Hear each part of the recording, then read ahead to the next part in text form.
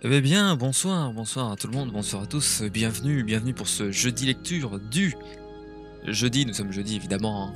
Sinon ça serait pas le jeudi lecture, du 25 mai 2023, il est 21h03, un petit peu de retard. J'aime bien commencer à l'horaire pile, mais bon, écoutez, hein, on fait ce qu'on peut. J'espère que vous allez bien, moi ça va bien aussi. J'ai pu me reposer tranquillement eh oui, parce que ces dernières nuits, moi, enfin, le sommeil est complètement aléatoire et là, j'ai pu en profiter pour me reposer convenablement. Qu'est-ce que je voulais dire? Ah oui, je pense avec les programmes. Ouais, je rentre directement dans le bain. La lumière, tu vas me faire des cafouillages là? La lumière est en train. Je touche à rien, hein. Je touche à rien. Hands on, hands up. Je touche à rien. Elle vibre là, je sais pas ce qu'elle fait. Vous le voyez vous le voyez sur les verres de lunettes notamment, je pense. Ouais, pas que, hein. Pas que sur les verres de lunettes. C'est n'importe quoi, hein.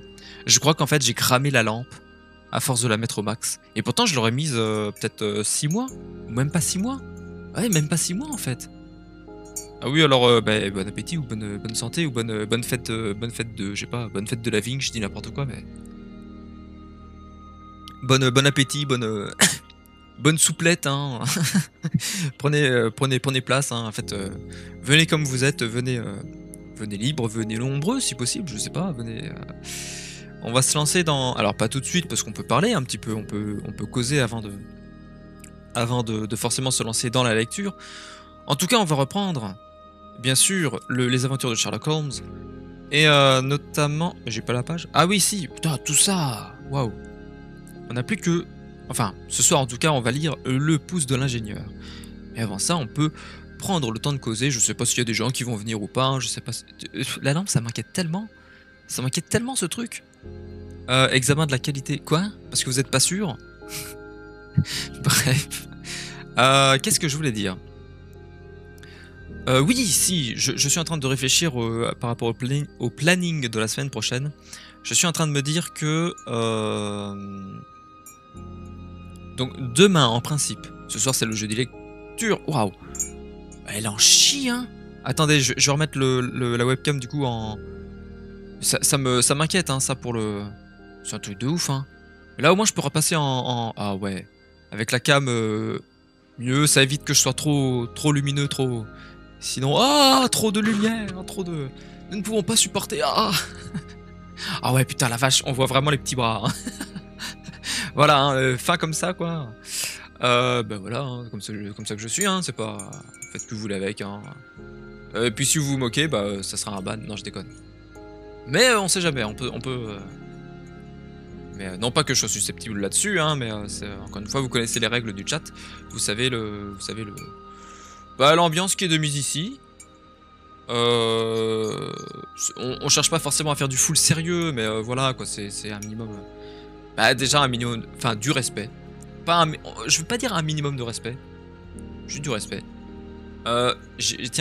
Tiens, je vais dire, je vais citer ce que j'ai vu ce soir. Qu'est-ce que j'ai vu ce soir? Ah, t'as vu quel film? Mais j'ai vu aucun film, hein, bah oui. J'ai vu.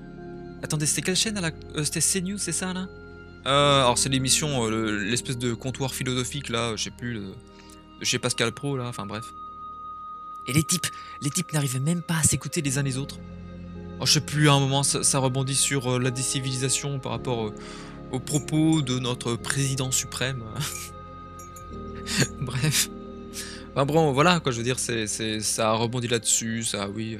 Il y en a une qui est allée de son ah, mais vous savez, l'Empire romain, je sais pas quoi. Alors, bon, bref. Les gens savent pas s'écouter, en plus de ceux qui disent des conneries, quoi, enfin vraiment, quoi. Mais d'habitude, vraiment, les gens qui sont. Ceux que d'autres politiquement appellent des droitards. D'habitude, je m'en fous, je veux dire, je vais pas redire des trucs là-dessus, je vais pas. Mais là, putain, qu'est-ce que je. Oh, je trouvais que c'était tellement un amas de conneries, quoi. Et vas-y, l'Empire romain, c'était des invasions barbares. Et les comparaisons avec les migrants aujourd'hui, oh là là, putain, je vous jure que. Il y a vraiment des claques qui se perdent, hein. Vraiment, non mais vraiment, hein, là c'est. Euh... Mais bon, on vit une époque, c'est full confusion.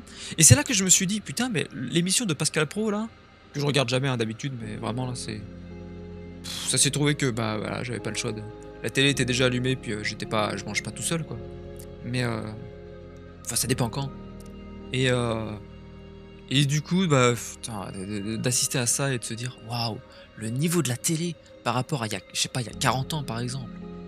Il y a 40 ans où les discussions étaient peut-être plus profondes, où les gens étaient pas dans, avaient pas un tel esprit de confusion, un tel esprit de. Il y a tout qui est mélangé en fait, les passions et tout ça. Enfin, et les gens savent pas s'écouter les uns les autres. C'est que vous soyez d'accord ou pas en fait avec la pensée de quelqu'un d'autre. Les gens savent pas s'écouter. C'est non, forcément, je vais réagir dessus. Enfin bon, là on s'en fout parce que bah, moi, dans l'émission du jeudi lecture, bah il y a qu'une seule voix, c'est la mienne. Le mec, mais j'espère que si je peux monter un petit peu dans le streaming français et avoir des, je sais pas, monter également un petit peu avec des moyens ou j'en sais rien, mais proposer pourquoi pas des émissions de radio de temps à autre ou un peu comme le jeudi lecteur, mais le jeudi lecture, pardon, mais à plusieurs et je sais pas moi, enfin ou même que je fasse avec les Fada React à l'occasion des comme LDA m'avait proposé de faire des de faire des comment dire des quelques émissions avec lui ou avec d'autres personnes, avec des invités pour rebondir sur des choses qu'on peut voir enfin voilà du React à plusieurs. Ça peut être sympa. Et c'est juste qu'en ce moment, et puis en fait avec le tout est question de rythme, tout est question de est-ce que vous pouvez le faire à ce moment-là ou pas. Vous vous dites bah plus tard peut-être, mais à tel moment bah non, c'est là dans la période non je peux pas. Avec en plus la gestion du serveur Minecraft. D'ailleurs, je sais pas du tout comment ça va se passer. J'ai pas regardé, mais je sais pas si. En fait, on a eu avec Norat, on a créé une pub. Alors, elle est peut-être pas parfaite, mais moi, elle me va et je trouve qu'elle est à l'image de la chaîne. En fait, moi, je trouve, enfin, je m'en fous que ce soit parfait ou pas. C'est une petite chaîne que j'ai. Et Norat, je sais pas si Norat il stream à nouveau ou pas dans le.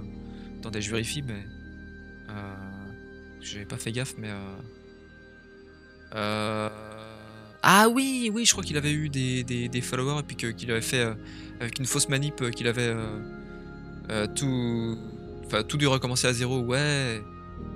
Mais dans tous les cas, je veux dire, on est des petites communautés, toutes petites, hein. C'est pas et c'est pas, y a pas besoin que ce soit.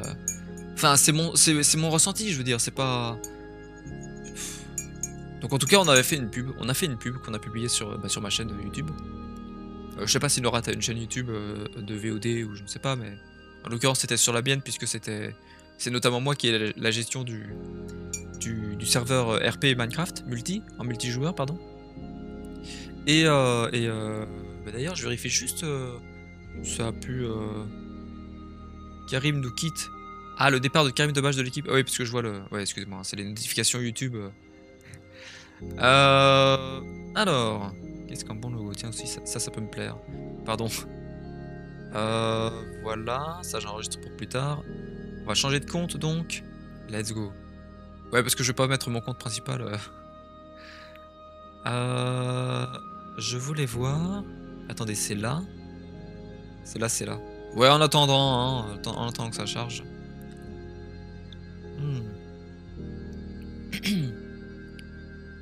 Excusez-moi. Il y a eu 18 vues. Pour l'instant, il y a eu 18 vues de la vidéo en question du Minecraft RP Isdrabor, donc c'est le nom du royaume, puisqu'on a renommé ça. D'ailleurs, si jamais ça vous intéresse, je vais faire une petite pub ici aussi. Hein. Attendez, on va mettre ça là. Hein. Je fais la pub, hein, voilà. Et puis voilà, il n'y a pas de... Donc on espère que les gens viendront assez nombreux, enfin qu'il y aura du monde un petit peu, quoi, on sera pas 2-3, on sera un peu plus. Et puis ça sera bien, ce sera bien. Je vérifie juste, mais là-dedans, on serait pour l'instant 4 membres. Et voilà. Et voilà. Et je regarderai ça plus tard. Donc oui, ça fait qu'en termes de rythme, en termes de En termes de rythme de streaming, ce genre de choses, donc ce soir on a le jeudi lecture, demain on devrait avoir, j'espère que ça marchera, du multi, à peut-être 3, 4, je ne sais pas, peut-être plus. On verra bien qui voudra participer à l'aventure. Sachant que d'ailleurs j'en profite encore qu'on est en live, je remercie encore publiquement, enfin c'est la première fois que je le fais publiquement, mais je remercie d'ailleurs Norat, pour ce qui est des candidatures en vocal, enfin parce que lui peut gérer ça, parce que moi je peux pas là, avec le rythme de vie, je peux vraiment pas. Sinon je ferme le streaming et je et je m'attelle juste au serveur et c'est pas ce que je veux. Pour moi, c'est d'abord le streaming, avec la cartographie, ce genre de choses, mais d'abord le streaming, et ensuite le serveur Minecraft. S'il y avait pas le streaming, je ferais pas le serveur Minecraft. S'il y avait pas, voilà, si j'avais pas cette petite, elle est petite, je sais, mais s'il y avait pas si je n'avais pas cette communauté qui me suit pas que pour Minecraft, hein, qui me suit, certains comme LDA me suivent pour qui je suis et pour ce que je partage. Enfin pour voilà, pour tout ça quoi, pour ma personne plus que le contenu. Même si le contenu est un peu un reflet aussi de qui on est, hein, mais enfin on verra bien. Donc demain on devrait avoir cette session de multi. Samedi également, puisque nous sommes. Alors attendez, je vais enlever avec la. Ça va vous. Ça va vous embêter si je remue sans cesse la cuillère. Donc samedi on devrait également avoir du RP. Dimanche, donc c'est alors le serveur, encore une fois je précise les horaires, ce serait 17h minuit voire 1h du matin. Et pour ma part ce serait avec des séances de stream entre comme d'hab, hein, 21h minuit ou 21h 1h à peu près, hein. Et puis voilà. Et qu'est-ce que je voulais dire? Donc dimanche on aurait un Fada React je pense, à moins que je fasse. J'ai envie de faire un karaoke Calliope. J'ai étoffé ma playlist de karaoké avec quelques chansons. Maintenant il faudrait que je commence à sélectionner quels karaokés sont bien foutus ou pas. Il y en a qui sont compliqués à.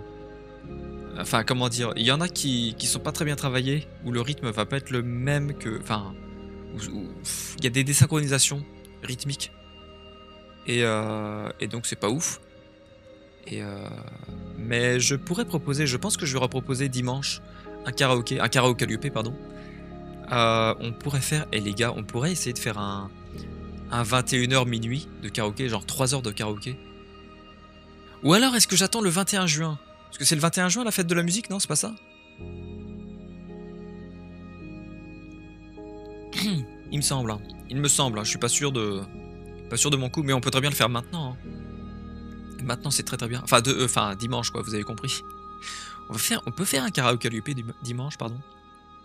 J'ai même pas besoin de retravailler la scène. Alors que pour le Cartocraft, vous savez, le Cartocraft, si on devait comparer les scènes entre elles, là la scène du jeudi lecture, pour l'instant j'y touche pas, hein. Jusqu'à la fin des aventures de Sherlock Holmes, je ne retouche pas à la scène du jeudi lecture qui est très bien comme elle est. Par contre, la scène du Cartocraft, si je devais la comparer aux autres scènes, ouah, le Cartocraft c'est à retravailler, hein, vraiment le. Donc je fais bien de mettre en pause l'émission et on reprendra plus tard. Ou alors ce que je pourrais faire, je sais pas exactement. En fait, si j'avance trop dans la partie avec Joseon, avec la Corée pas la Corée du Nord, pardon, mais avec la Corée tout court. Si j'avance bien avec la partie Joseon, il y a moyen que de temps à autre, genre une semaine sur 2 ou une semaine sur 3, je cale un Cartocraft et que je vous montre en fait qu'on travaille sur la suite du projet. Et en fait, le projet change complètement. Enfin, il change pas complètement, mais il change en grande partie.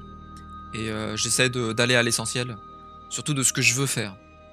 Et bref, mais ça méritera de plus amples explications lors d'un cartocraft, plutôt que là maintenant, puisque on va pas non plus y passer toute la soirée. Je donne déjà beaucoup là. Je vais pas dire qu'on perd du temps, mais même vous pour la rediff sur YouTube, je suppose que vous venez surtout pour la lecture du pouce de l'ingénieur en l'occurrence, plus que pour m'écouter blablater des différentes choses. Après, de toute façon, encore une fois, c'est un stream. Et pour moi, c'est bien de prendre des temps comme ça, de recadrer, enfin pas de recadrer, mais de préciser certaines choses. Et de pouvoir dire, bah tiens voilà, là j'ai envie de faire ça, là j'ai envie de Voilà. Comme tous les streamers font, hein, ils racontent leur life, hein, j'ai envie de dire. Mais et donc c'est la semaine prochaine, on aurait lundi à nouveau du Hogwarts. Donc mardi, on aurait à nouveau Joseon. J'ai hâte, hein, d'ailleurs, j'ai hâte de continuer la campagne. Mercredi, même si on... La partie avec Joseon, on roule pas sur tout le monde, mais on peut rouler sur beaucoup de monde, mais il y a des ennemis qui ont beaucoup de... les jeux d'alliance, tout ça, ça fait que, en fait, on est encore... on n'est pas une hégémonie pleine. Par contre, j'ai... Alors, tiens d'ailleurs, petite précision, par rapport à la partie sur Joseon, enfin à la partie Europa Universalis 4 en cours, je crois pas l'avoir déjà précisé en live, mais j'ai rechargé la sauvegarde, enfin l'autosave, la sauvegarde automatique du début d'année. Il y avait que quelques mois à faire passer en fait, mais où en fait j'ai davantage optimisé, que ce soit les constructions ou tout le reste en fait. Même la déclaration de guerre au Yarkand, j'ai pris le bon casus belli parce que sinon j'aurais pas... Enfin bref, on a... C'est pas de la triche vraiment, c'est juste j'ai rechargé l'autosave. Je sais plus si les autosaves existent avec le mode Iron Man, c'est pas le cas, là, on n'est pas en Iron Man, mais bref. Dans tous les cas, j'appelle pas ça de la triche, c'est juste que j'avais pas... C'était la fin du stream, j'étais peut-être un peu fatigué, ou je sais plus, puis... C'est pas comme si j'avais rechargé 5 ans auparavant, ou que j'avais fait une énorme boulette, bon voilà quoi. Mercredi prochain, on devrait avoir encore du Minecraft RP. Normalement, ce sera tous les mercredis, vendredis et samedis, je le répète. Donc de 17h à minuit. Et jeudi prochain, bah, ça sera du Total War Rome 2. Et c'était une très bonne session hier, malgré le début qui était un peu comme d'hab, hein, c'est la chauffe, on va dire. Mais je suis pas très bon tacticien, on va dire. Mais la conquête de l'Arabie. On n'a pas pris toute l'Arabie, mais on a pu prendre l'essentiel, et voilà. Et voilà, puis vendredi, samedi prochain, bon, enfin voilà. On va se lancer, pourquoi pas, dans le jeu des lectures même, enfin dans la lecture même des aventures de Sherlock Holmes. Alors je vais peut-être en profiter encore un petit peu parce que mon cappuccino est en train de refroidir.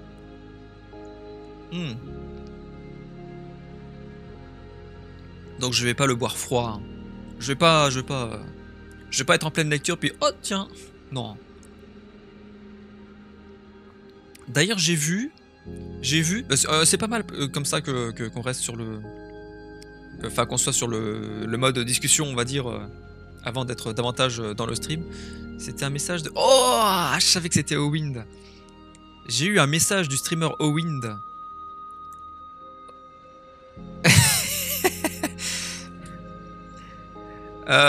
Ouais, parce que Owind a repris le streaming, et ça me fait super plaisir pour lui de voir.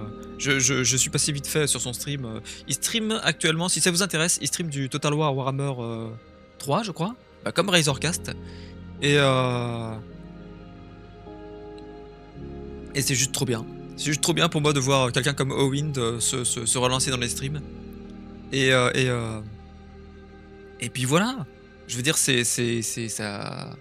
Voilà. Je connais pas directement Owind, mais je sais que je le connais, je veux dire, notamment par les lives qu'il y avait eu de chez Pépé, Petit Pousset 100. Et donc par toutes les vidéos et les lives qu'il y avait eu sur différents jeux, tout ça. Et je l'aime bien en fait, Owind, parce que beaucoup de monde se fout de sa gueule, mais ou s'est foutu de sa gueule, alors qu'en fait ce mec est juste tellement adorable, quoi. Je veux dire, enfin voilà, bon, il y a des moments, enfin il est comme tout le monde, il y a des moments où il peut péter un câble, où il peut être toxique, comme moi je l'ai été là dans quelques lives récents. Mais autrement, je veux dire, enfin, parce que c'est normal, on est humain, quoi. Je veux dire, il y a des moments, bah il y a des trucs qu'on supporte pas, quoi. Mais voilà, quoi, c'est pas... Je trouve ça trop bien, quoi. Je trouve ça trop bien pour lui. Et je suis content donc qu'il puisse reprendre les streams. Et voilà. Je me répète, mais attendez, j'en profite. Mais lance la partie enfin. Non, on va lancer le pouce de l'ingénieur. Alors c'est quoi déjà le pouce de l'ingénieur? Moi je me rappelle plus exactement. Le pouce de l'ingénieur. Je vais rien dire parce que je veux pas spoiler. Je me rappelle plus exactement de tout. Mais je me rappelle plus d'un seul élément. C'est pas comme le ruban moucheté. C'est la nouvelle qu'on a lue la semaine dernière, le ruban moucheté. Et en fait, le ruban moucheté, c'est... comment dire? De toute façon, j'avais déjà expliqué. C'est une enquête qui, comment dire, zut, j'arrive plus. Aidez-moi. C'est une enquête dont je me souvenais. Parce qu'elle m'avait marqué, que j'avais aimé en fait son. Il y a des nouvelles comme ça, on les aime et d'autres pas, ou moins. Et c'est comme ça, on force pas, on peut pas. Il n'y a pas à se forcer. Il y a des choses qu'on apprécie et d'autres pas, c'est les goûts et les couleurs. Hein. Hmm. Je vais en profiter, hein. Je vais jusqu'au bout. Hmm. Et voilà. Mais en tout cas, le pouce de l'ingénieur, pardon, bah ça, je me rappelle plus assez. Et donc, bah, c'est l'occasion. C'est l'occasion maintenant. Ça me fait une bonne transition, hein, vous avez vu. Ça me fait une bonne transition pour revenir et pour redécouvrir avec vous le pouce de l'ingénieur. Enfin, vous, peut-être que vous allez découvrir, mais peu importe. On commence donc par le pouce de l'ingénieur. C'est parti. De tous les problèmes que mon ami Sherlock Holmes a été sollicité de résoudre, oh la formule, au cours des années où nous étions intimement liés, ouais, enfin, c'était pas non plus, c'est pas Brokeback Mountain non plus. Parce que je sais qu'il y en a qui vont se dire, oh les deux, c'était un peu, voilà, non, pas du tout, hein, c'est pas, pas du tout. De tous les problèmes que mon ami Sherlock Holmes a été sollicité de résoudre au cours des années où nous étions intimement liés, 2 seulement lui ont été soumis par moi. Oh, ça je me rappelle plus. Je me rappelais plus, pardon. La folie du colonel Warburton a certes fourni à cet observateur sagace et original un merveilleux sujet. Mais l'affaire du pouce de Monsieur Hatherley a commencé de façon si étrange, et elle s'est révélée si dramatique dans certains de ses détails, qu'elle mérite d'être contée ici. Plus d'une fois, les journaux l'ont évoqué, c'est vrai. Il me semble toutefois que, comprimé en une demi-colonne, un récit est beaucoup moins frappant que lorsque les faits évoluent lentement devant le lecteur, et que le mystère se dissipe progressivement pour céder devant la vérité complète. À l'époque, les circonstances que je vais exposer m'avaient vivement impressionné. 2 ans ont passé. Leur effet ne s'est qu'à peine atténué. En 1889, pour nos voisins suisses, coucou. Il y en a peut-être d'ailleurs qui... Je venais de me marier. Bah j'ai hâte aussi, hein, moi-même. Le mec... je le fais... 0 second degré là, c'est... Le mec en mode, oui, bah oui, hein, c'est... Bah j'attends que ça également. Là, je veux... Ah, j'en veux, t'es en mode, j'ai une fourchette là, je... Non, je déconne. Bah si, quand même, c'est pas que des plaisirs non plus, le mariage, c'est aussi des obligations, c'est aussi... Et c'est ça qui fait toute la beauté, je pense.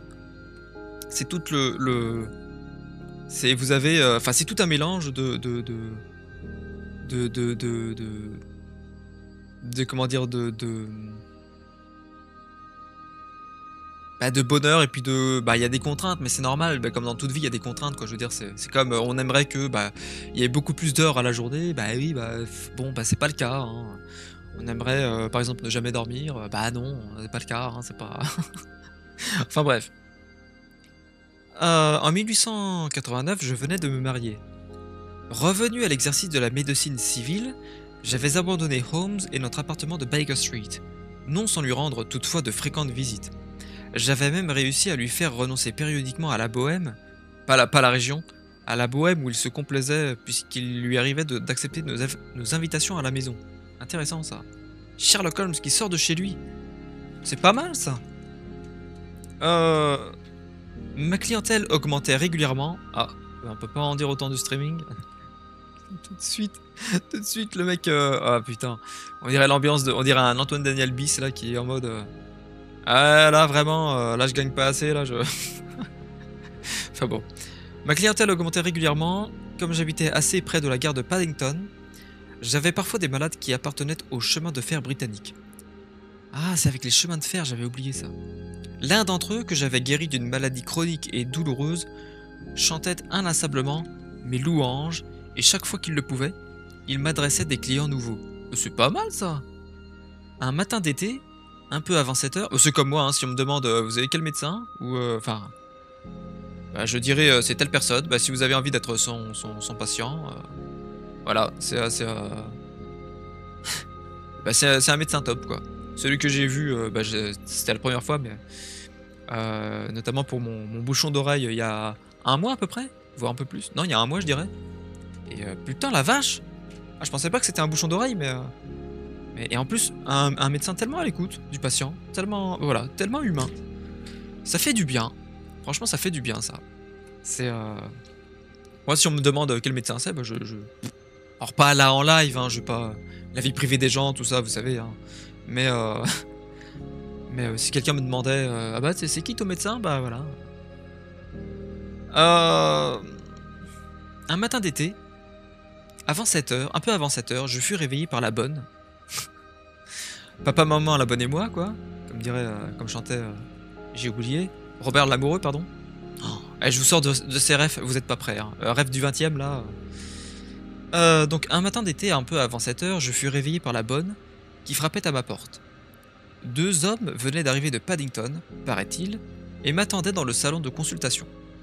Je m'habillai en hâte, car l'expérience m'avait appris que, dès qu'il s'agissait du personnel des chemins de fer, les soins étaient généralement urgents. Comme je descendais 4 à 4 l'escalier, mon vieux supporter quoi, un chef de train sortit du salon et referma soigneusement la porte derrière lui. Je l'ai eu, murmura-t-il. Non, je l'ai eu, murmura-t-il en agitant son pouce par-dessus son épaule. Il est parfait. De quoi s'agit-il demandai-je. Sa mimique m'avait suggéré euh, qu'il venait d'enfermer dans mon salon de consultation quelques créatures étranges. Mais il me rassura. D'un nouveau client. J'ai pensé qu'il valait mieux que je l'accompagne. Comme ça, il ne pouvait pas s'échapper. Il est là, donc tout va bien. Maintenant, il faut que je parte, docteur. Moi aussi, j'ai mon travail qui m'attend. Et mon rabatteur s'en fut si vite, s'en allait, hein, il s'en fut si vite que je n'eus même pas le temps de lui dire merci. Hop. Bon. J'entrai dans le salon. Un gentleman y était assis près de la table, fort convenablement vêtu d'un costume de tweed couleur de bruyère. Il avait posé son chapeau sur mes livres. Un mouchoir enveloppait l'une de ses mains. J'y remarquai des taches de sang. Il était jeune. Je lui accordai 25 ans. Il avait le visage viril. C'est un Tchad. C'est un giga Tchad. Avec la mâchoire carrée et tout ça. Enfin. Et d'ailleurs, on en parle de tous ces cons qui se disent ouais, je vais cultiver le culte de l'apparence on va tous avoir la même mâchoire et ils finissent par tous se ressembler. Enfin. Il avait le visage viril, mais il était très pâle, comme quelqu'un sous l'effet d'une vive agitation et qui emploierait toute sa volonté pour la maîtriser. Je suis désolé de vous déranger si tôt, docteur, dit-il, mais cette nuit j'ai été victime d'un accident assez grave. Je suis arrivé par le train du matin. À la gare de Paddington, je me suis renseigné pour savoir où je pourrais trouver un médecin et un employé complaisant a bien voulu m'accompagner jusqu'ici. J'ai remis à la bonne ma carte de visite, mais je vois qu'elle l'a laissée sur la table. Je la pris et lus. Monsieur Victor Hatherley, ingénieur en hydraulicité, oh putain, ingénieur en hydraulicité, 16A, Victoria Street, troisième étage. Tels étaient le nom, la profession et l'adresse de mon visiteur du matin. Je regrette de vous avoir fait attendre, répondis-je en m'asseyant sur mon tabouret. Vous venez donc d'accomplir un voyage de nuit? C'est en soi une occupation bien monotone. Oh, je ne puis guère affirmer que ma nuit a été monotone, dit-il en riant. Il avait le rire joyeux, qui sonnait haut, un peu trop haut. Il s'enfonça dans le fauteuil et se tint l'écoute. Tous mes instincts de médecin se hérissèrent contre ce rire. Stop, lui criai-je. Du calme. Et je lui versai dans un verre un peu d'eau. Précaution inutile. Il ne se contrôlait plus. Une crise d'hystérie s'était déclenchée. Oh non, putain, il est comme moi en fait, il se retient pas quand il rit, Une crise d'hystérie s'était déclenchée, et il en est ainsi parfois, lorsque des tempéraments forts sont aux prises avec un événement grave, en train de se passer ou à peine passé. D'accord. Pourtant il recouvra bientôt ses esprits. Il m'apparut là, fatigué, là, LAS. Ses joues brûlaient de fièvre. J'avais perdu la tête, murmura-t-il. Mais non! Buvez ceci, ordonnai-je en ajoutant dans le verre d'eau une rasade de cognac. Le bon cognac. Pas loin de... Enfin, dans la région de Santony, hein. Toujours en rapport avec le cartocraft, hein, bien entendu, c'est... Ça peut gratte le pif. Excusez-moi. Ça va mieux. Maintenant, docteur, auriez-vous l'obligeance de vous occuper de mon pouce, ou plutôt de l'endroit où se trouvait mon pouce? Il défit le mouchoir et me tendit sa main. J'avais beau avoir les nerfs endurcis, je ne pus réprimer un sursaut. 4 doigts pointèrent vers moi, et à côté, une horrible surface spongieuse. Ça marche là? Ça marche là? Ah non, parce que vous le voyez, là comme ça. Là comme ça, comme ça, comme ça, comme ça, comme ça, comme ça. Voilà, là. Y a pas de pouce. Mon pouce, il est pas là. J'ai plus mon pouce. J'ai plus mon pouce. Le mec en mode... ah, je déconne. Hein. J'ai perdu mon pouce, les gars. Non, je déconne. Alors, bah, Dieu merci, non. Attendez, quand même. Il défit le mouchoir, il me tendit sa main, donc voilà. 4 doigts pointaient vers moi, et à côté, une horrible surface spongieuse toute rouge. Là, il y avait eu un pouce, qui avait été tranché, ou arraché à la racine. Mon Dieu, m'écriai-je, mais c'est une blessure terrible. Vous avez dû perdre beaucoup de sang. Oui, j'en ai perdu pas mal. Je me suis évanoui quand cela m'est arrivé, et je crois que je suis resté un bon moment sans connaissance. Quand je suis revenu à moi, je saignais encore. Alors j'ai entortillé mon mouchoir autour du poignet, j'ai serré très fort, et je l'ai tendu avec un bout de bois. Ah, pour éviter de... Ouais, pour éviter que le sang... ouais, que... Parce que sinon ça fait du sang qui irrigue, qui va vers le pouce, mais il n'y a rien pour faire le circuit inverse, pour... Enfin, il y a rien pour compléter le circuit, donc ça fait que vous perdez du sang continuellement, enfin, sauf si vous bouchez la plaie, mais après c'est le risque de... C'est pas le risque d'avoir une nécrose, ça? Je dis ça alors que j'ai jamais fait de médecine. Hein. Je sais pas, j'ai plein de questions comme ça, mais il suffit de réfléchir un peu. Hein. D'avoir évidemment il faut des connaissances, bien entendu, mais à la hauteur du peu que je peux comprendre. Très bien, vous auriez dû vous faire chirurgien. C'est une question d'hydraulique, vous comprenez? J'étais donc dans ma partie. Eh, malinx! Malinx, le gars. Cette blessure a été provoquée, observai-je, en regardant la plaie, par un instrument très lourd et très tranchant.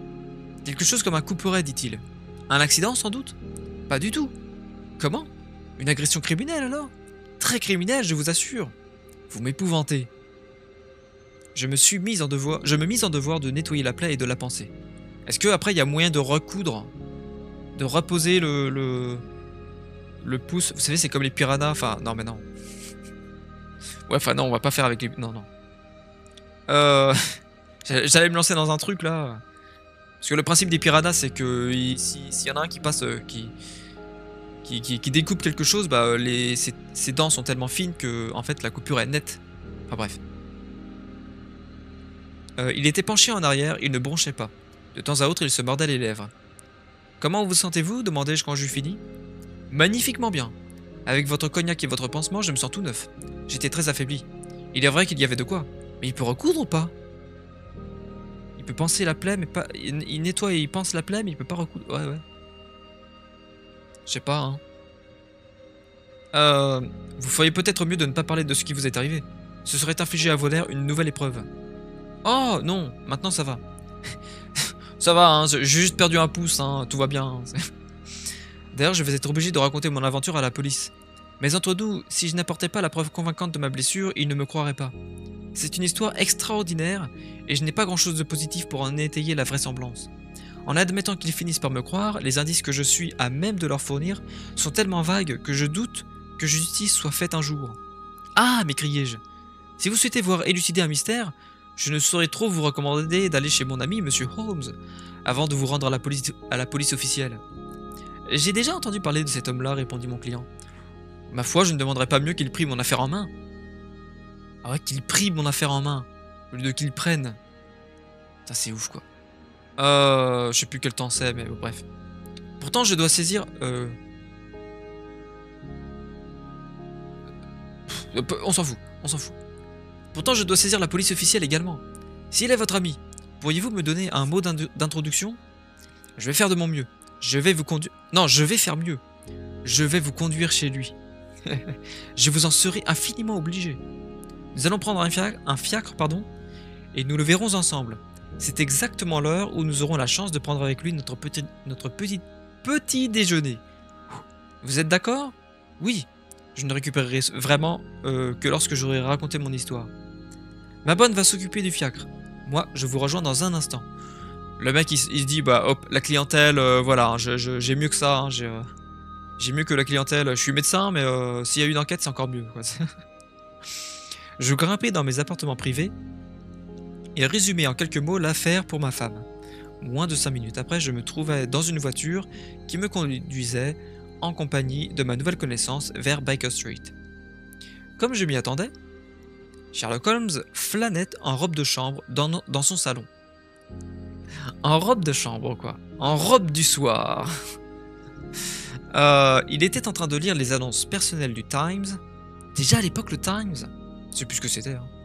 Tout en fumant une première pipe, qu'il composait de tous les mégots de la vieille ramassés dans les cendriers. De tous les mégots de la veille. J'ai dit la veille, la vieille? La veille, hein. Les mégots de la vieille. Le magot de la vieille. La bonne? Excusez-moi. Car il les triait le soir avec soin, les mettait sur la cheminée à sécher et les récoltait le lendemain. Putain, des techniques bizarres, quoi. Il nous reçut avec son amabilité coutumière, commanda du lard frais berk et des œufs, et nous prîmes ensemble un copieux petit déjeuner.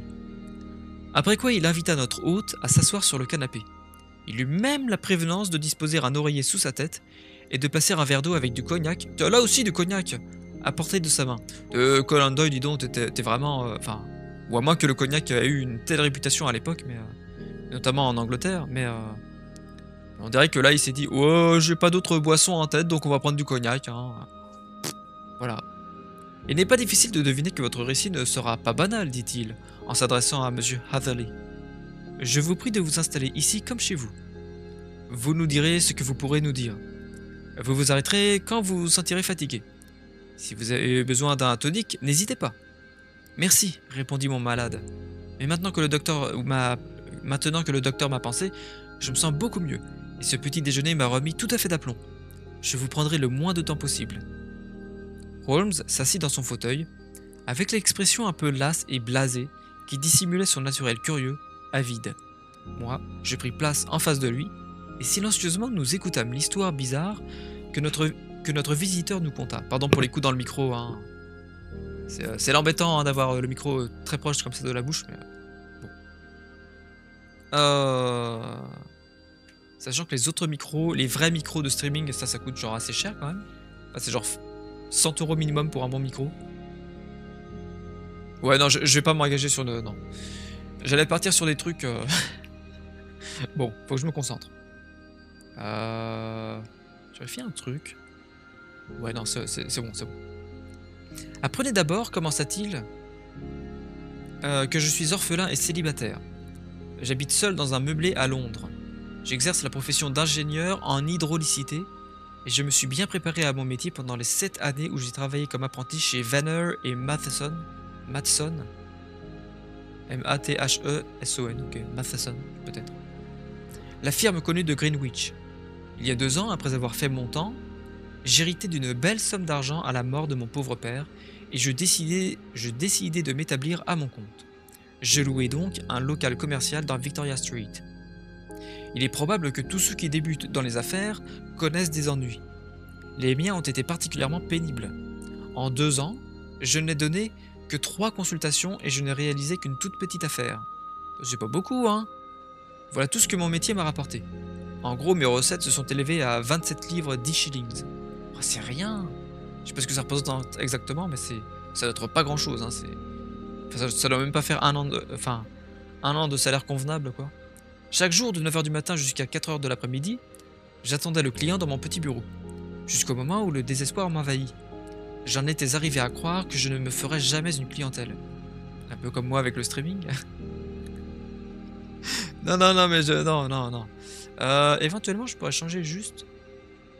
je vais changer ça, je vais mettre lecture, voilà. Juste dans les tags. Comme ça, des fois que les gens... Voilà. C'est mieux de mettre lecture dans les... Mais oui, parce que dans les... Il y a plein de personnes qui utilisent le channel... Enfin, pour qui c'est de la discussion, du just chatting, mais tout dépend de quoi, en fait. C'est les gens qui vont être intéressés par la lecture, faut qu'ils voient le... Si ça les intéresse, hein, bien sûr. Hein, les aventures de Sherlock Holmes... Bref. Hier toutefois, alors que j'étais en train de penser que je ferais aussi bien de fermer mon bureau et de prendre l'air, Mon commis vint m'annoncer qu'un gentleman désirait me voir pour affaire. Ce gentleman lui avait remis une carte. Elle était gravée au nom du colonel Lysander ou Lysander Stark. Lysandre quoi, Lysandre Stark. Sur ses talons entre le dit colonel. Sur ses talons entra, le dit colonel. C'était un homme d'une taille au-dessus de la moyenne, mais d'une maigreur exceptionnelle. De genre comme moi, hein. Enfin, pas pour la hauteur, mais...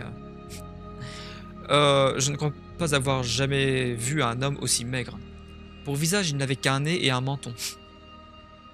Plup, plup. Y a rien d'autre, hein. Y a rien d'autre. Y a pas d'yeux, y a pas d'oreilles, y a pas de...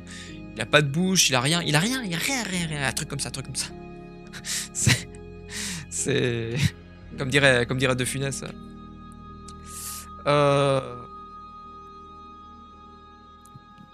Attendez, pour visage, il n'avait qu'un nez et un menton.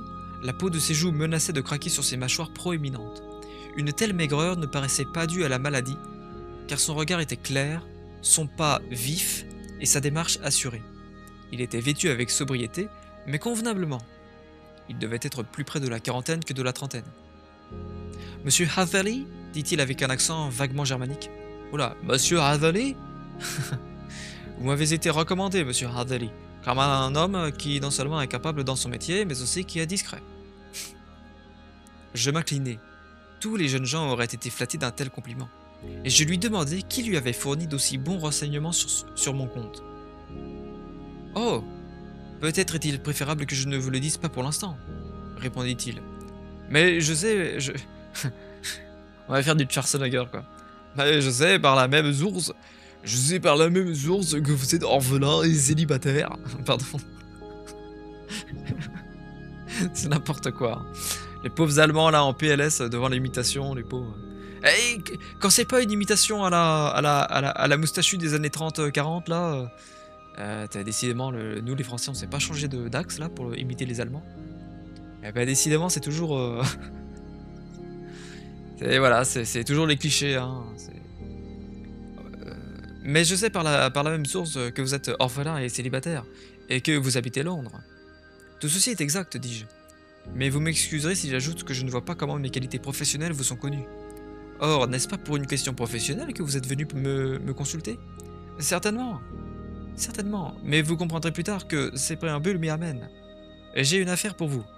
Une discrétion absolue en est la contrepartie indispensable. Vous m'entendez? Une discrétion absolue. Mais nous avons pensé que vous, qui vivez seul, pouvez observer une discrétion absolue plus facilement que quelqu'un qui vit au sein d'une famille. Oh, ils ont même mis une petite illustration, c'est vraiment sympa. Hein. C'est vraiment très sympa, quoi. Je sais pas qui c'est censé représenter, mais peut-être le mec... Ah bah si, le mec à la mâchoire carrée et tout ça. Bah, il a pas juste un menton et puis un nez, quoi. Si je vous promets de garder un secret, dis-je, vous pouvez vous fier totalement à ma parole. Tout en me parlant, il me regardait fixement. Je ne me rappelais pas avoir rencontré jusqu'ici deux yeux aussi soupçonneux et aussi interrogatifs. « Donc vous me donnez votre parole ?» dit-il. « Oui. » Vous garderez le silence le plus absolu, et le plus total maintenant, pendant et après. Jamais aucune allusion, ni verbalement, ni par écrit. Je vous ai déjà donné ma parole d'honneur. Très bien. Il se leva d'un bond, traversa la pièce comme un éclair et ouvrit la porte. Dans l'entrée, il n'y avait plus personne. Bien, fit-il en revenant s'asseoir. Je sais par expérience que les secrétaires sont parfois terriblement intéressés par les affaires de leur patron. À présent, nous pouvons discuter. Il rapprocha sa chaise tout contre la mienne, et de nouveau son regard soupçonneux et interrogatif se posa sur moi. La moutarde commençait à me monter au nez. Les manières de ce maigrichon soulevaient en moi de la répugnance et un sentiment voisin de la peur. L'éventualité d'un client perdu ne m'empêcha pas de témoigner de quelque impatience.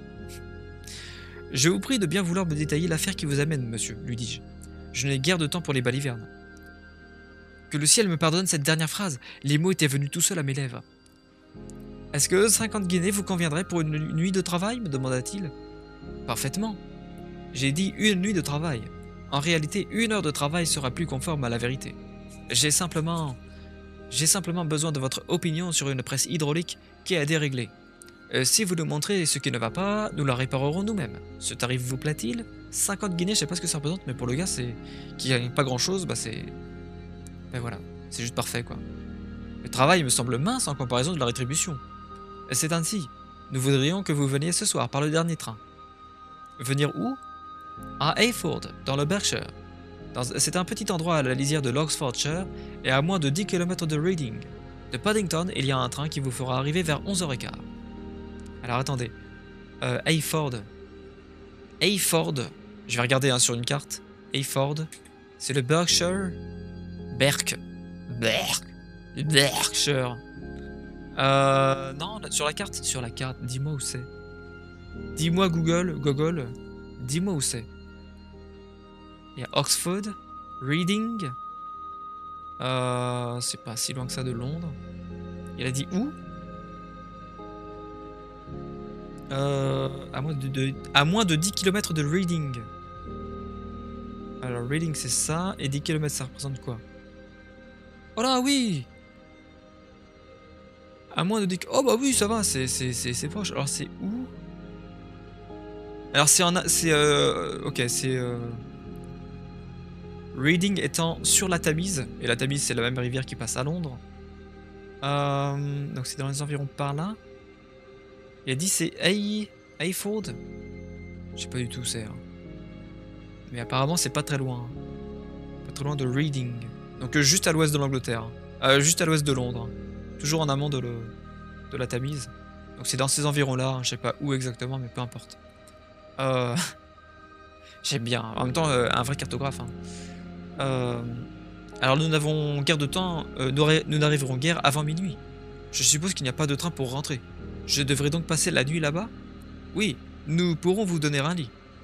C'est bien compliqué. Ne pourrais-je pas venir à une autre heure, moins incommode?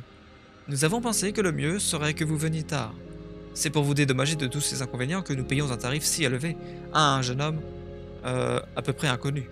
Mais bien des spécialistes à la tête de votre profession seraient contents de donner une consultation pour ce prix-là. D'ailleurs, si l'affaire ne vous tente pas, vous n'avez qu'un mot à dire. Je réfléchis aux 50 guinées, à l'usage que j'en ferai, et je lançai « Je ne dis pas non du tout. Au contraire, je serai très heureux de me conformer à vos désirs. Mais j'aimerais cependant être mis un peu mieux au courant de ce que vous attendez de moi. Naturellement. Il est tout à fait normal que le secret que vous nous avez juré excite votre curiosité. Et je ne tiens pas à ce que vous arriviez ce soir sans rien savoir. Je suppose que nous sommes bien à l'abri des indiscrets. » Le mec il est pas assez sûr. Je vous le jure. Alors voici comment se présente l'affaire. Vous êtes probablement au courant de ceci. La terre à foulon, c'est quoi ça? Est un produit d'avenir et en Angleterre on en a trouvé qu'un ou deux endroits. La terre à foulon ça doit être, je pense que c'est par rapport à des, un peu comme avec le charbon, ou... enfin par rapport aux ressources à l'époque. Tout ce qui est énergie, tout ce qui est l'argile smectique, encore appelée terre à foulon, est une poudre naturelle qui nettoie en douceur les peaux normales et séboréique. Elle absorbe l'excès de saleté et d'impureté et a un effet clarifiant sur l'acné et les pores obstrués. Attendez. Terre décolorante, terre à argile, voilà. Utilisée depuis l'Antiquité pour imprégner et nettoyer les draps et les tissus textiles en les battant mécaniquement dans de l'eau glaiseuse. D'accord. Et ok. D'accord. Ah oui, je pensais que c'était juste pour... ok. Je pensais que c'était seulement pour... Enfin... je pensais que c'était juste une ressource naturelle fossile. Mais pour... bah genre comme du charbon, comme du pétrole, ou... ah voilà, on sait pas. Hein. Pas du tout. Oui, la terre à foulon est un produit d'avenir et en Angleterre, on en a trouvé qu'un ou deux endroits. Je l'ai entendu dire. Il y a peu de temps, j'ai acheté un très petit terrain, à une douzaine de kilomètres de Reading. Et j'ai eu la chance de découvrir qu'il y avait un dépôt de terre à foulon dans l'un de mes champs. En l'examinant toutefois, j'ai constaté que ce dépôt était relativement insignifiant et qu'il constituait un maillon entre deux autres dépôts beaucoup plus importants, l'un à gauche, l'autre à droite, mais tous deux sur les terres de mes voisins. Ces braves gens ignoraient totalement que le sol dont ils étaient propriétaires avait la valeur d'une mine d'or. Je sais pas à quel point ça rapporte, mais pourquoi pas, hein, peut-être. Mon intérêt, évidemment, consistait à acquérir ces terres avant qu'ils en aient deviné le prix, mais je ne disposais pas d'un capital suffisant pour l'acheter. J'ai mis quelques-uns de mes amis au courant et ils me poussèrent à exploiter mon propre petit dépôt de façon que nous gagnions assez d'argent pour acheter les terres de mes voisins. Nous nous sommes mis à la tâche et nous avons installé une presse hydraulique pour faciliter nos opérations. Il a dit c'est à 12 km de Reading.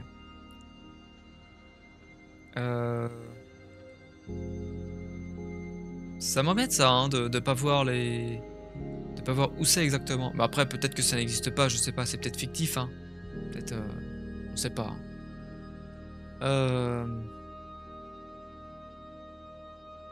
Oui, donc mon intérêt évidemment, blablabla, mais je ne disposais pas d'un capital suffisant pour l'acheter. Je mis quelques-uns de mes amis au courant et ils me poussèrent à exploiter mon propre petit dépôt, de façon que nous gagnions assez d'argent pour acheter les terres de mes voisins.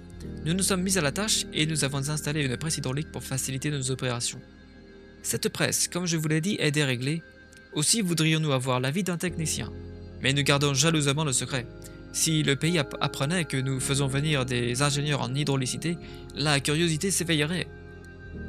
Et pour peu que les faits soient révélés dans leur exactitude, nous n'aurions plus qu'à dire adieu, à l'espoir d'obtenir ces terrains et de faire aboutir notre projet. Voilà la raison pour laquelle je vous ai fait jurer de ne dévoiler à personne ce que vous viendriez faire ce soir à Hayford. Tout est-il clair? Je vous ai parfaitement suivi, répondis-je. Le seul point qu'il me semble obscur est l'utilisation d'une presse hydraulique pour l'extraction de la terre à foulon, qui s'extrait, si je ne m'abuse, comme du sable d'une carrière. Ah, s'exclama-t-il négligemment. C'est que nous avons un procédé à nous.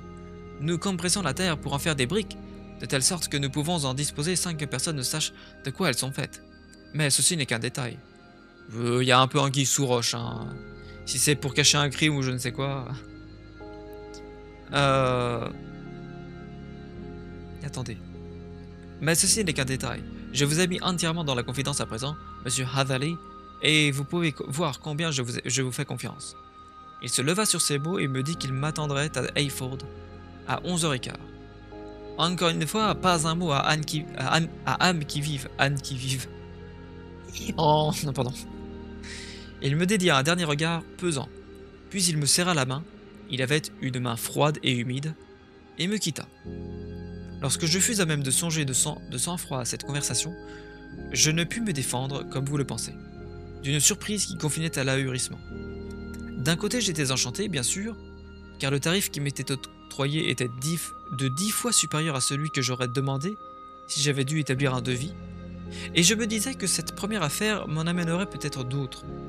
Par ailleurs, j'avais été fâcheusement impressionné par les manières de mon client, et j'avais du mal à admettre son explication à propos de la terre à foulon, qui tendait à justifier à la fois son désir de me voir nuitamment et sa crainte que je ne m'ouvre à quiconque de ses plans.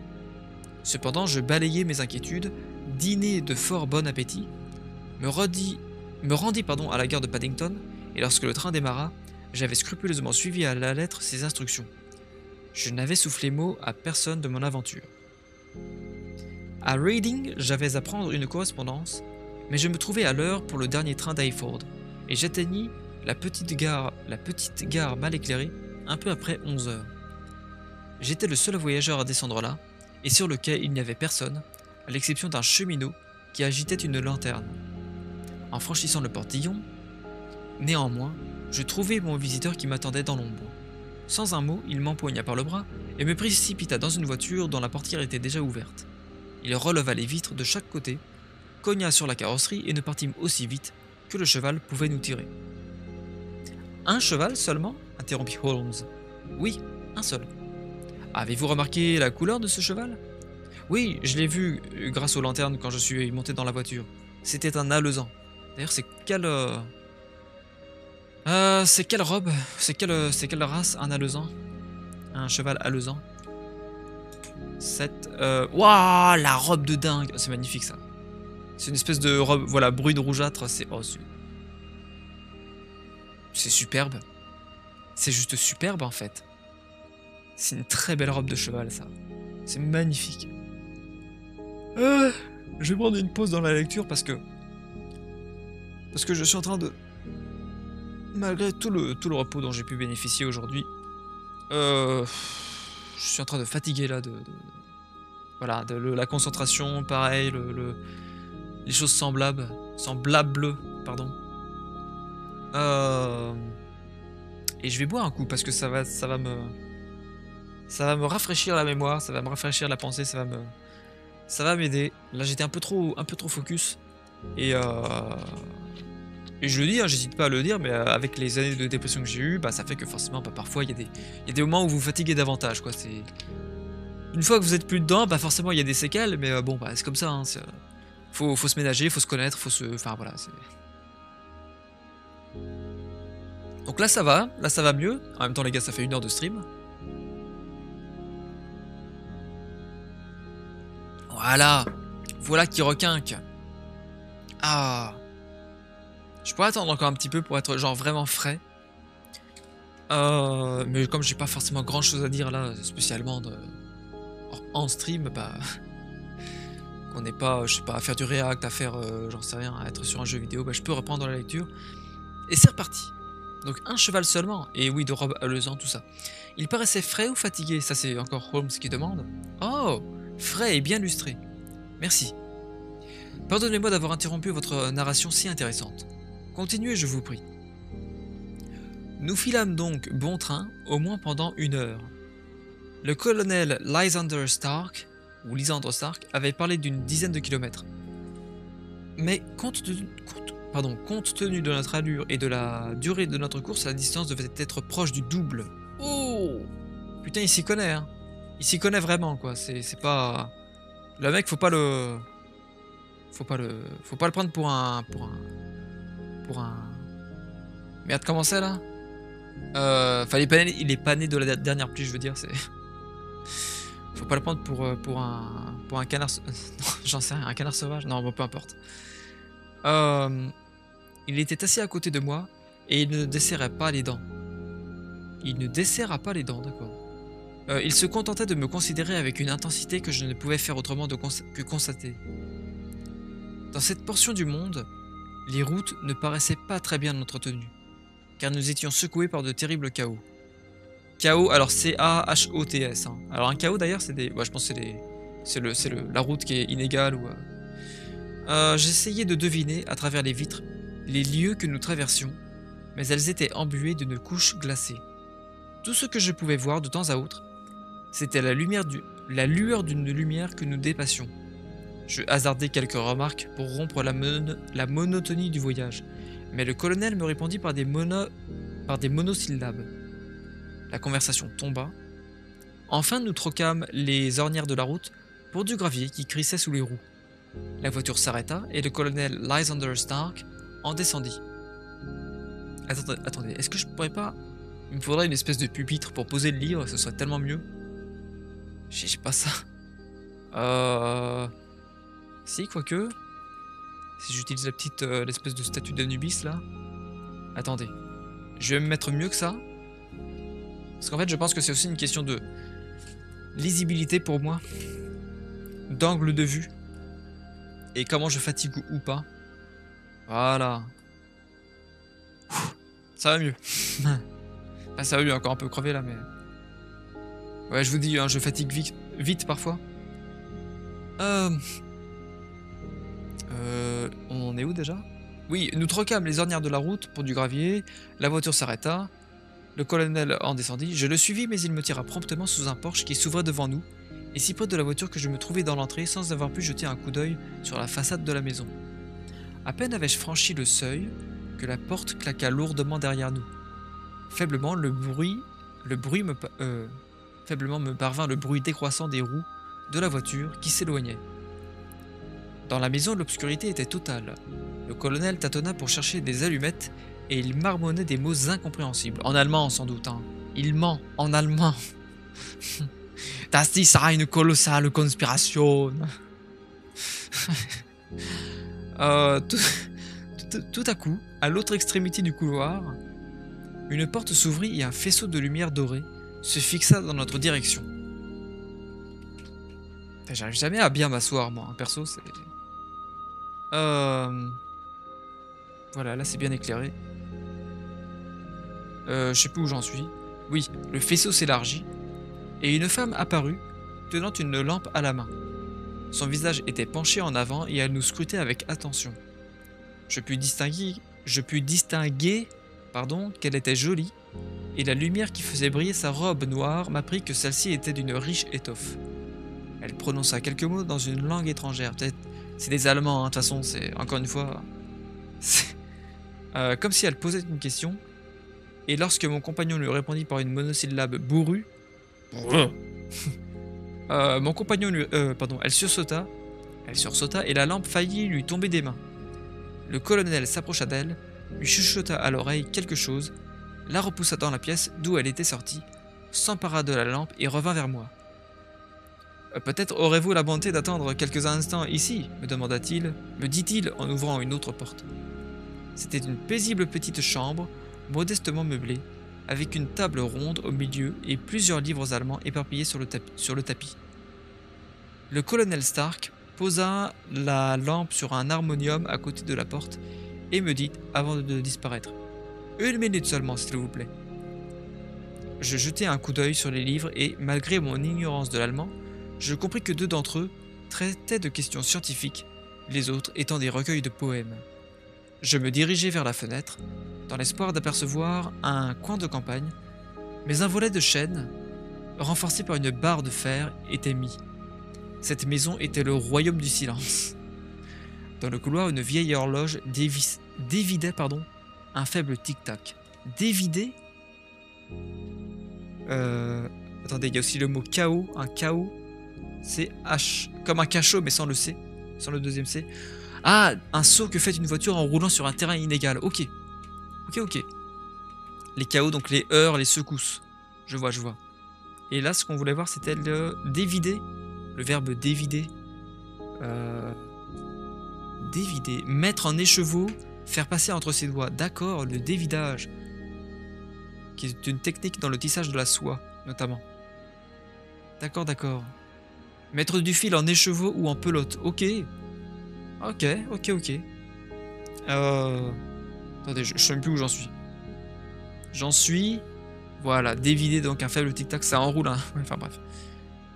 Une vieille horloge dévidait un faible tic-tac.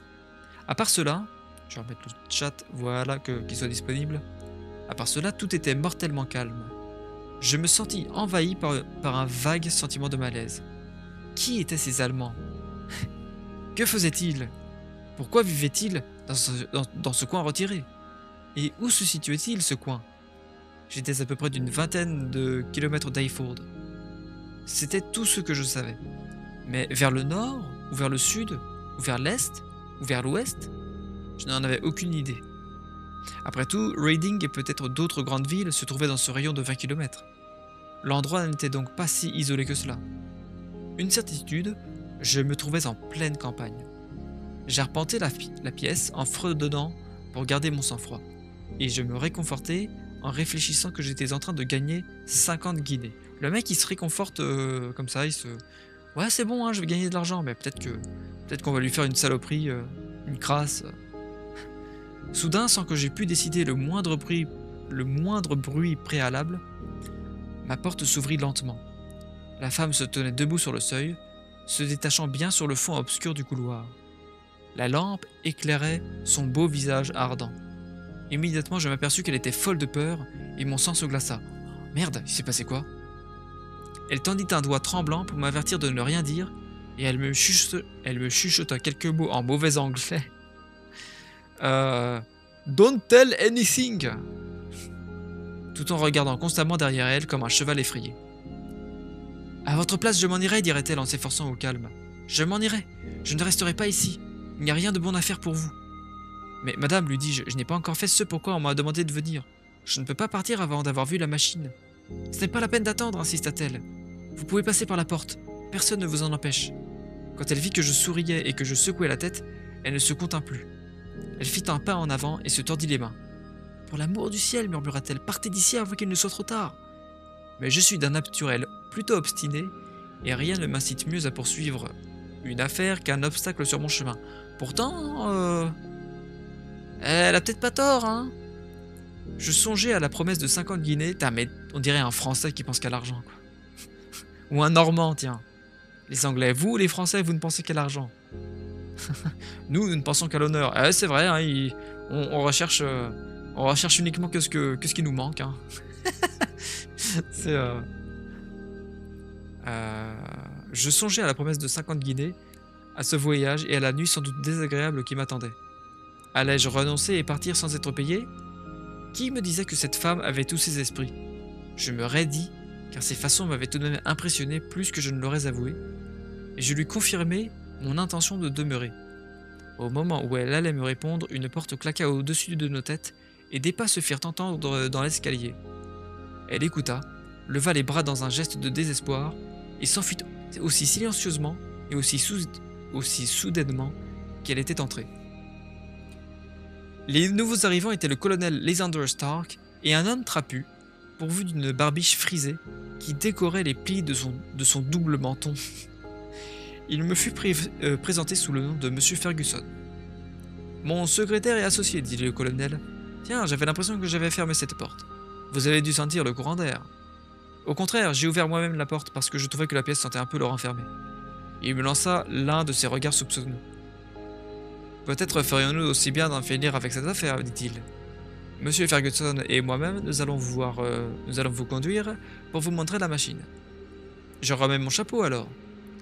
Oh, inutile, la machine est dans la maison. Tiens, vous extrayez donc de la terre à foulon dans votre maison? Non, non, c'est seulement là que nous la compressons. Mais peu importe. Tout ce que nous vous demandons, c'est de nous dire pourquoi elle est déréglée. Nous montâmes au premier. Tu devrais peut-être pas monter, hein. Le colonel était en tête, avec la lampe à la main, puis venait son gros associé et moi je suivais. Cette vieille maison était un véritable labyrinthe avec des couloirs, des passages, d'étroits escaliers en colimaçon, de petites portes basses dont le seuil avait été creusé par les pas des générations qui les avaient franchis. Pas de tapis. Pas de traces non plus de meubles au-dessus du rez-de-chaussée. L'humidité avait parsemé les murs de taches de moisissure verte. J'essayais de prendre un air aussi dégagé que possible, mais je n'avais pas oublié les avertissements de la dame, quoique je les eusse dédaignés, et j'avais l'œil sur mes deux acolytes. Je vérifie un truc. Ouais, c'est bon. Ferguson me sembla, pardon. Je vais boire à nouveau, hein. Je vais prendre une petite pause. Ferguson me sembla du type morose et renfermé, mais du peu qu'il me dit, je conclus qu'il devait être anglais. Enfin, le colonel Lysander Stark s'immobilisa devant une porte basse, qu'il ouvrit. Une petite pièce carrée apparut. Nous aurions à peine pu y entrer tous les trois. Ferguson demeura à l'extérieur, le colonel me poussa dedans. Je prends la pause. Je reprends une pause pour reboire parce que c'est... Je vous dis, hein, c'est... on peut vite fatiguer parfois. Et, La tête le plus fragile, pardon. Et ouais. Et ouais. C'est pas... Quoique le pouce c'est aussi important que la tête, hein, quelque part, c'est... Mais bon, la tête c'est là où tout... Vous avez tout le contrôle, donc... tout le contrôle du corps, donc c'est difficile là de... Nous nous trouvons maintenant, dit-il. Maintenant. Je fais un mélange d'occitan et d'allemand alors. À l'intérieur de la presse hydraulique, et si quelqu'un s'avisait de la mettre en marche, ce serait extrêmement désagréable pour nous. Le plafond de cette petite pièce est en réalité le plateau du piston descendant, qui est arrêté dans sa course par ce plancher métallique. Il a une force de plusieurs tonnes. Il y a de petites colonnes latérales d'eau à l'extérieur qui reçoivent la force et qui la transmettent et la multiplient selon la méthode qui vous est familière. L'utilisation de cette machine est assez facile, mais son fonctionnement manque de souplesse et elle a perdu un peu de sa puissance. Pourquoi j'imite un allemand en mode... On dirait une machine qui parle. C'est la machine, quoi. Je voudrais que vous ayez l'obligeance de l'examiner et de nous montrer comment nous pourrions la remettre en parfait état. Je pris la lampe et j'examinais la presse avec une grande attention. En vérité, c'était une machine gigantesque, capable d'exercer une pression énorme. Quand j'en eus fait le tour et quand, de l'extérieur, j'actionnai les manettes de contrôle, je sus tout de suite, d'après le sifflement que j'entendis, qu'il y avait une légère fuite, comme quoi le mec s'y connaît, ce qui occasionnait une régurgitation d'eau à travers l'un des cylindres latéraux. C'est intéressant. Maintenant, j'avoue que moi qui n'y connais rien, comme c'est assez technique, ce serait mieux d'y voir en fait avec les explications plutôt que d'être là. Enfin bref. Une inspection minutieuse me montra que l'un des rubans de caoutchouc qui cerclait la tête d'une tige de commande s'était contracté, de sorte qu'il ne garnissait plus tout à fait à la cavité le long de laquelle il travaillait. Telle était la cause de la déperdition de force, et je l'indiquai à mes compagnons, qui écoutaient mes observations avec grand soin. Ils me posèrent ensuite plusieurs questions pratiques quant à la réparation à effectuer. Je leur eus fourni toutes les indications désirables, je revins dans la chambre de la machine et la contemplai pour satisfaire ma curiosité professionnelle. Il sautait aux yeux que l'histoire de la Terre à Foulon était une pure invention. En effet, un engin aussi puissant était hors de proportion avec le but prétendu. Les murs étaient en bois, mais le plancher consistait en une sorte de fond de cuve métallique.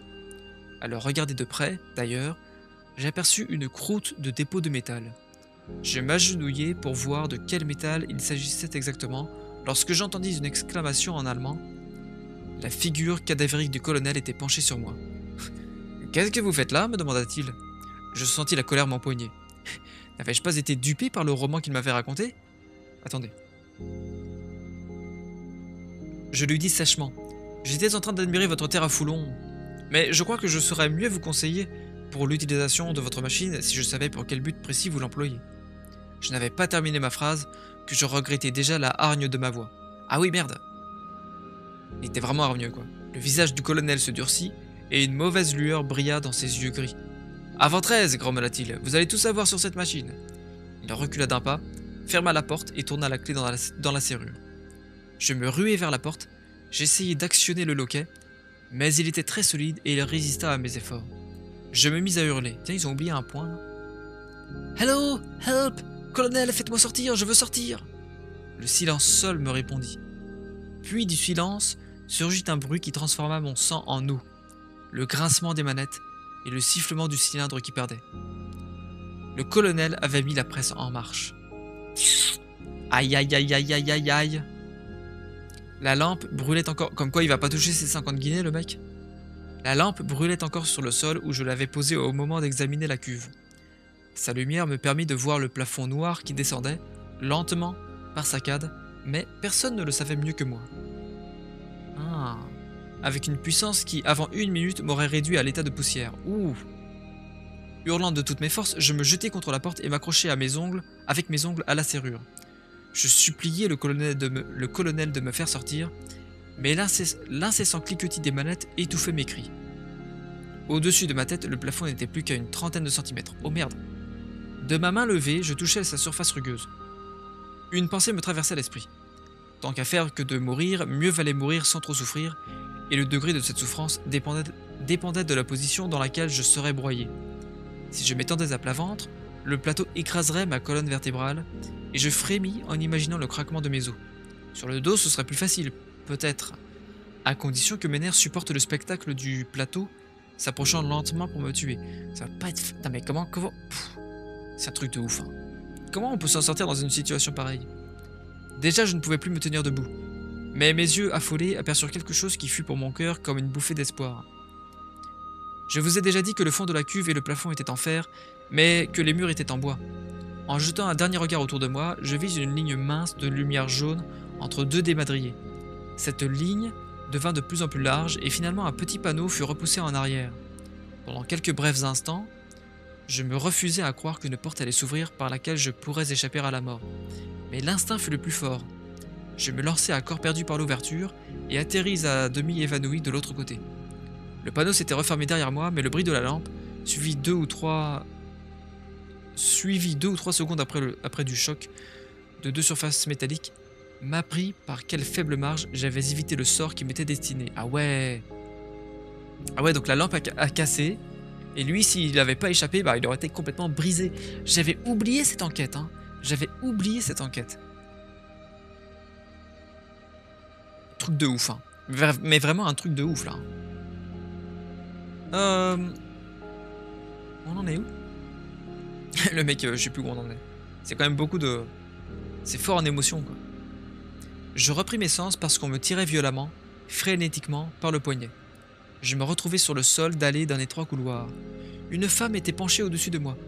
Elle me halait de la main gauche, wouh, et sa main droite tenait une bougie. C'était la bonne âme dont j'avais si stupidement méprisé les avertissements.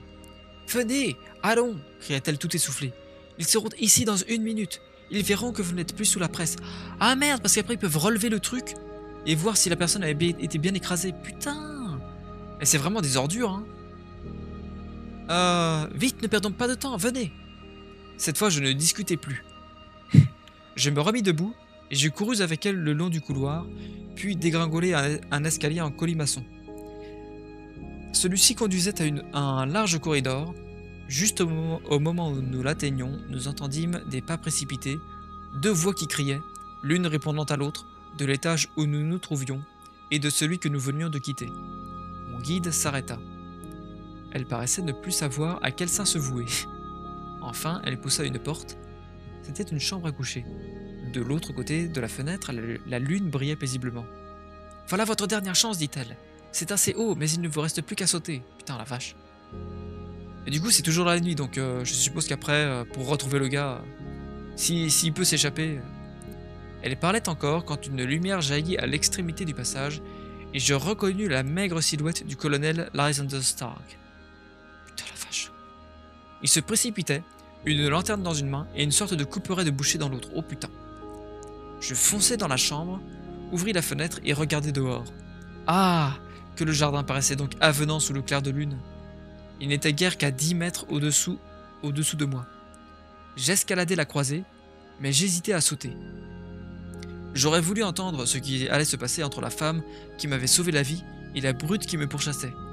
S'il usait avec elle de violence, j'étais résolu à tout risquer pour lui porter secours. Ouais mais mec, sauve ta vie quand même s'il te plaît. Hein. Déjà il était dans la chambre, déjà il l'écartait pour passer. Elle le ceintura de ses 2 bras pour tenter de l'arrêter. Elle lui cria en anglais « Fritz, Fritz, souvenez-vous de ce que vous m'avez promis la dernière fois. Vous m'avez juré que vous ne recommenceriez plus. » Il se taira. Oh oui, il se taira. Oh putain. Mais c'est un truc de ouf là. Les mecs, ça va pas être la première fois qu'ils tuent des gens ou que... Vous êtes folle, Élise, hurla-t-il en cherchant à se dégager. Vous voulez donc nous perdre? Il en a trop vu. Laissez-moi passer, je vous dis. Il la rejeta de côté et se rua à la fenêtre pour m'atteindre avec son arme. Moi, j'étais suspendu par les mains au rebord de la fenêtre lorsqu'il m'assonna un coup de tranchet. Je ressentis une vive douleur, je lâchai prise et je tombai dans le jardin. La chute ne m'avait pas blessé. Je n'avais rien de cassé. Malgré le choc, je me relevai et détalai à travers les buissons aussi vite que je le pouvais. Évidemment, je n'étais pas hors de danger. Brusquement, tandis que je courais, une fatigue mortelle m'envahit et un vertige m'étourdit.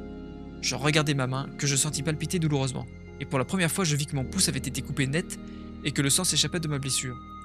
Je voulus nouer mon mouchoir, mais mes oreilles se mirent à bourdonner. Je m'affalai au milieu des rosiers, évanoui.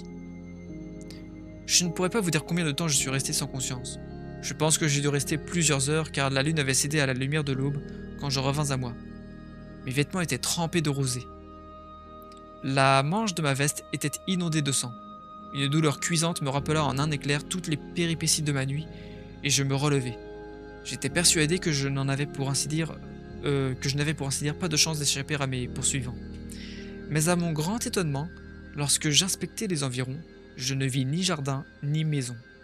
Je me trouvais à l'angle d'une haie tout près d'une grande route, ou d'une grande route. Un peu plus bas, il y avait un long bâtiment. En m'approchant, je m'aperçus que c'était la gare où j'étais arrivé la veille au soir. N'eût été cette vilaine blessure à la main, j'aurais pu croire que j'avais fait un mauvais rêve. À demi hébété, par contre, du coup, il a pas la preuve de son pouce coupé, quoi. Enfin, juste que le pouce a été tranché, mais il a pas le pouce... Enfin, bref. À demi hébété, je me rendis à la gare et je demandai l'heure du premier train. D'ici une demi-heure, il y en aurait un pour Reading. Le cheminot qui me renseigna était le même que la veille, encore en service. Je lui demandai s'il connaissait le colonel Lysander Stark. Non, il ne le connaissait pas. C'est des noms d'emprunt de toute façon. Avait-il vu une voiture la veille au soir qui attendait? Non, il ne l'avait pas vue. Est-ce qu'il y avait un poste de police dans le voisinage? Oui, à 5 km. Faible et malade comme je l'étais, je renonçai à m'y rendre. Je décidai que je m'adresserais à la police londonienne une fois arrivé. C'est peut-être même plus sûr. Il était un peu plus de 6h30 quand je débarquai à Paddington. Je m'occupais d'abord de me faire penser, puis le docteur a été assez aimable pour me mener ici. Je remets mon affaire entre vos mains et je suivrai à la lettre vos avis. Sous le coup de cette extraordinaire histoire, nous gardâmes le silence un moment. Puis Sherlock Holmes tira de son étagère l'un des gros cahiers où il disposait des coupures de presse. Voici une annonce qui vous intéressera, dit-il. Elle a été insérée dans les journaux il y a près d'1 an. Écoutez. Disparition le 9 courant de Monsieur Jeremiah Hailing, âgé de 28 ans, ingénieur en hydraulicité. Putain la vache. Putain la vache quoi. A quitté son logis à 10h du soir, n'a pas été revu depuis. Voici son signalement, etc. Voilà qui situe la dernière fois où le colonel a eu besoin d'un réglage de sa machine, j'imagine. Mon Dieu, m'écriai-je. Voilà aussi qui explique les paroles de la jeune femme. Incontestablement. Il est certain que le colonel est un homme froid, implacable, tout à fait résolu à écarter de son chemin ceux qui auraient pu voir clair dans son petit jeu. Les pirates non plus ne laissaient pas de survivants quand ils capturaient un navire. Bien. Première chose à faire, nous rendre ensemble à Scotland Yard. Deuxième chose, une visite à Hayford. Mais attendez, il reste pas grand chose de... Le truc, c'est que la nouvelle, elle est sur le point de se terminer. Il reste quelques pages seulement. C'est là que je me dis, attendez, c'est quoi l'issue du truc? Je me rappelle vraiment pas. Hein. Environ 3 heures après, nous étions tous dans le train qui menait de Reading au petit village du Berkshire. Il y avait Sherlock Holmes, l'ingénieur en hydraulicité, l'inspecteur Bradstreet de Scotland Yard, un policier en civil et moi-même. Bradstreet avait étalé sur la banquette une carte d'état-major de la région. Avec un compas, il traçait un cercle qui avait Hayford pour centre. Voici, expliqua-t-il. Cette circonférence est tracée d'après un rayon de 20 km autour de ce village. L'endroit que nous cherchons à identifier doit se situer quelque part près de cette ligne. Vous avez parlé, monsieur, d'une vingtaine de kilomètres? À peu près 1 heure de route à bonne allure. Et vous pensez qu'ils auraient pu vous ramener près de la gare pendant votre évanouissement? C'est ce qu'ils ont dû faire. J'ai le souvenir très confus d'avoir été soulevé et transporté quelque part. Je n'arrive pas à comprendre, dis-je, pourquoi ils vous auraient épargné quand ils vous ont découvert inanimé dans le jardin. Peut-être ces brutes ont-ils cédé aux supplications de la jeune femme. Ça m'étonnerait. De ma vie, je n'ai vu un visage plus impitoyable. Oh, nous clarifierons tout cela, dit Bradstreet. Voilà mes circonférences dessinées. Tout ce que je souhaiterais maintenant, c'est de savoir sur lequel de ces points nous dénicherons les gaillards après qui nous courons. Je crois que je pourrais poser mon doigt dessus, dit Holmes très tranquillement. Allons bon, s'écria l'inspecteur. Vous vous êtes déjà formé une opinion? Soit. Nous verrons qui sera d'accord avec vous. Moi, je parie pour le sud, car la région est plus déserte de ce côté. Moi, je parie pour l'est, dit mon malade. Et moi pour l'ouest, renchérit le policier en civil. Il y a par là quelques petits villages bien paisibles. Et là, c'est Watson qui parle. Je penche pour le nord, dis-je. Où il n'y a pas de hauteur. Notre ami a déclaré qu'il n'avait jamais remarqué que la voiture avait escaladé une côte. Bien, dit l'inspecteur en riant. Voilà une jolie diversité d'opinions. À nous tous, nous constituons une rose des vents. À qui apportez-vous votre suffrage, Holmes? Vous vous trompez tous. Nous ne pouvons pas nous tromper tous. Oh si. Mon point à moi se situe là. Il posa son doigt au centre du cercle et ajouta. Voilà l'endroit où nous les trouverons. Et que faites-vous de la route de 20 km? 10 en avant et 10 en arrière. Rien de plus simple. Vous avez dit vous-même que le cheval était frais et bien lustré quand vous êtes monté en voiture. Comment aurait-il pu l'être s'il avait déjà trotté pendant 20 km sur de mauvaises routes? C'est un truc assez pratiqué en effet, observa Bradstreet d'un air songeur. De toute manière, il ne peut y avoir de doute quant au métier qu'exerce cette bande. Aucun doute, répondit Holmes. Ce sont des faux monnayeurs qui travaillent... Ah putain, d'où la presse en question là. Ce sont des faux monnayeurs qui travaillent sur une grande échelle. Ils se servent de la presse pour fabriquer l'amalgame qui passe pour de l'argent. D'accord. Depuis quelque temps? Ah, donc s'ils avaient payé en plus le mec là, il lui aura donné 50 faux billets quoi. Ou 50 fausses guinées là, enfin bref. Putain. Quoique pas forcément, on n'est pas sûr, mais... si on refait l'histoire... Depuis quelque temps, nous avions été avertis qu'un gang habile s'y employait, dit l'inspecteur. Ils ont fabriqué des demi-couronnes par milliers. Nous avons relevé leurs traces jusqu'à Reading, mais pas au-delà. Ils en avaient brouillé les pistes comme de vieux renards, mais maintenant, grâce à ce coup de chance, j'ai l'impression qu'ils ne nous échapperont pas. L'inspecteur se trompait. Ces criminels n'étaient pas destinés à la justice. J'ai l'impression de pas articuler quand je lis. Vraiment un truc de ouf. Lorsque nous arrivâmes à Hayford, nous vîmes une gigantesque colonne de fumée qui s'élevait derrière un bouquet d'arbres et qui dominait le paysage comme une immense plume d'autruche. « C'est une maison qui brûle » demanda Bradstreet. « Oui, monsieur, répondit le chef de gare. Quand l'incendie s'est-il déclaré ? Au matin, monsieur, à ce qu'on m'a dit. Mais il s'est vite développé et tout le coin brûle. À qui appartient la maison ? Au docteur Becher. Dites, intervint l'ingénieur, est-ce que le docteur Becher ne serait pas un Allemand, très maigre, avec un long nez pointu ? Le chef de gare éclata de rire. Non, monsieur, le docteur Becher est un Anglais, et il n'y a pas d'homme dans la paroisse qui ait un veston mieux coupé. Mais il a un malade qui vit chez lui, un étranger, paraît-il, qui est malade, tout l'air d'un homme à qui un peu de notre bonne viande du Berkshire ne ferait pas de mal. Nous nous précipitâmes vers l'incendie. La route grimpait le long d'une petite colline. En face de nous s'étendait une longue bâtisse en crépi qui crachait le feu par chaque fenêtre et chaque lézarde. Dans le jardin, 3 pompes à incendie essayaient vainement de venir à bout des flammes. « C'est ici !» cria Hatherley au comble de l'énervement. « Voilà l'allée de gravier, et là les rosées où je me suis effondré. La deuxième fenêtre est celle d'où j'ai sauté. »« Au moins, dit Holmes, vous avez eu votre revanche.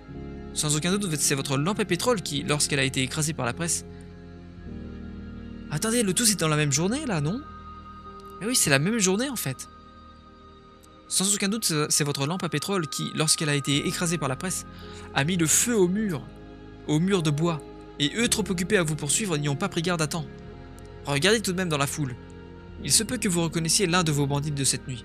Mais selon toute probabilité, ils sont déjà loin, hélas. Les craintes de Holmes se révélèrent fondées.